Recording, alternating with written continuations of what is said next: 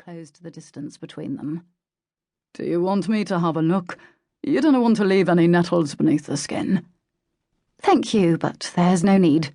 I'm certain nothing remains." An unwelcome blush crept into her cheeks as he held up a large flask. "If you pour water over it, the pain will lessen. Where did the wee bastards pierce your skin?" She felt her face turn to crimson. "I don't think I need the water, but thank you just the same."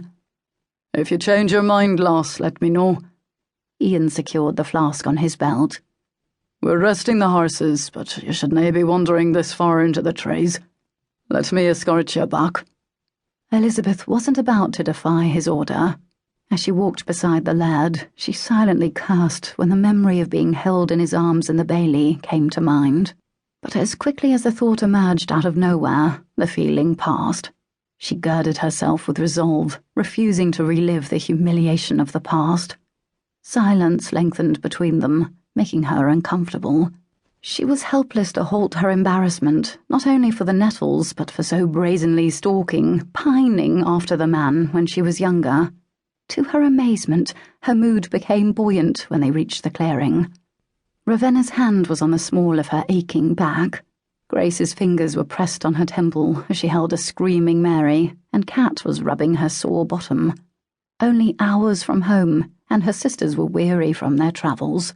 They wouldn't reach London for weeks and had a long ride ahead, even more so, with Grace pestering everyone in the same carriage. Perhaps their youngest sister had the right idea after all. Then again, Elizabeth quickly curtailed the thought.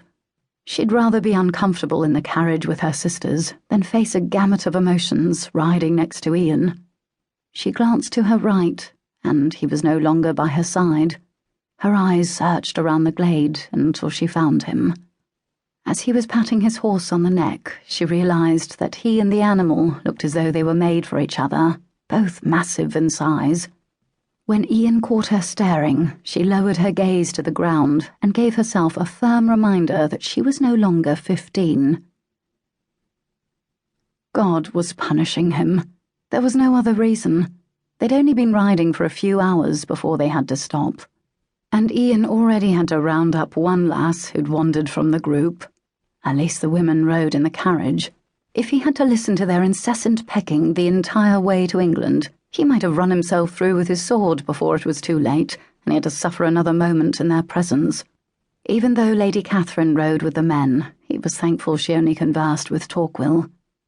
Ian approached one of the carriages and was untying the reins of 2 pack horses when Rory, Fagin, and 3 Sutherland guards returned from watering their mounts.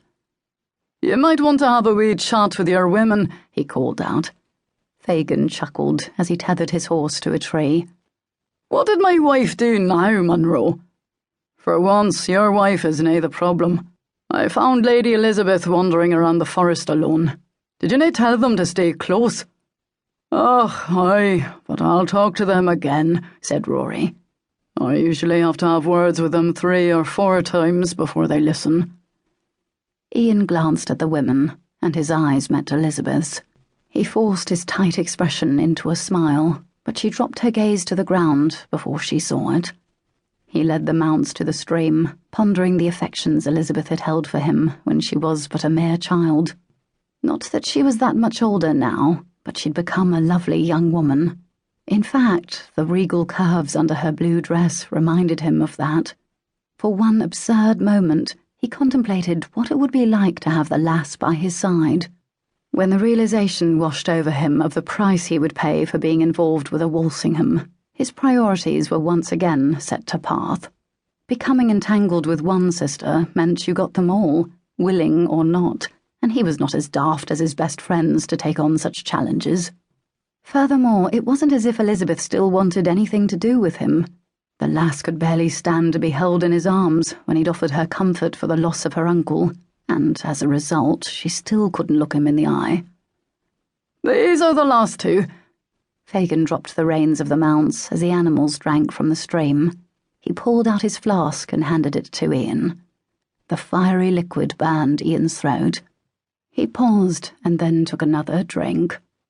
"Moran tang." "Thank you very much." He gave the flask back to Fagin and lifted a brow.